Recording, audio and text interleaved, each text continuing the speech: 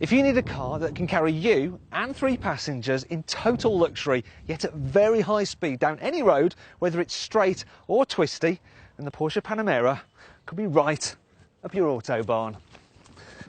It's been designed as a cross between a sports car and a limousine, and there's easily enough room for adults in these lovely sculptured rear seats. I mean, if you look, headroom's really generous, even for people over 6 foot. And knee room, well, there's plenty of it. Plus, because you can slide your feet under the chair in front, you can really stretch out.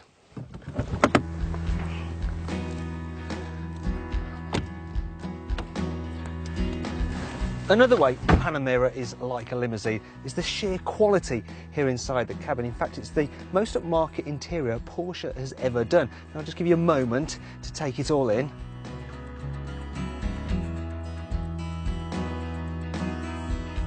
You've probably noticed there are almost as many buttons inside here as you get in the cockpit of a Boeing 747, but the advantage is you don't have to faff around with any swivel wheel menu-based system like you get in other cars. If you want to turn on the air conditioning, you just press a button. It's that simple. Another feature I like is this. The car's key, it's a little Panamera. Anyway, shall we put that to good use?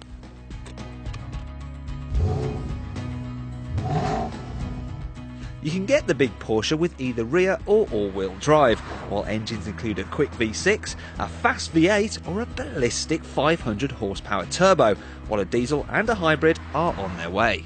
The Panamera is a car with a split personality. For instance, it can be very comfortable, especially if you go for the optional air suspension. It's quiet, and you can imagine crossing continents in this thing, no problem at all. But if you press some buttons and put the adjustable suspension to sport mode and the throttle response, then floor it just turns into a bonkers sports car.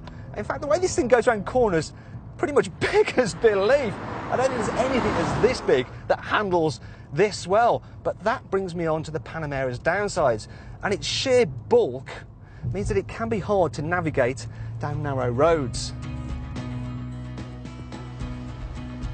It can be a bit tricky in town too, especially if you're faced with a mini roundabout such as this, because it's hard to tell where the exact front of the car is, which means I can't quite make this round without worrying about grazing my alloys, so I'm going to have to do a 3-point turn.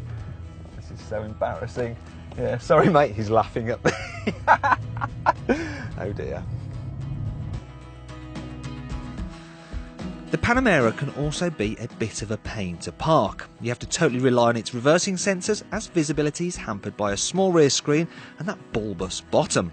Speaking of which, the boot isn't as large as you'd expect, although you can fold down the seats if you need to carry some rubbish to the tip. Really though, if you can afford to buy and run a car as expensive as this, you can probably afford to pay a man to do that for you. And finally, there is, of course, the Panamera's looks, because, well, let's face it, they're not going to be to everybody's taste. That said, they have kind of grown on me. But I actually think that's to do with the fact the more time I've spent with this car, the more I've appreciated what a truly impressive machine it is.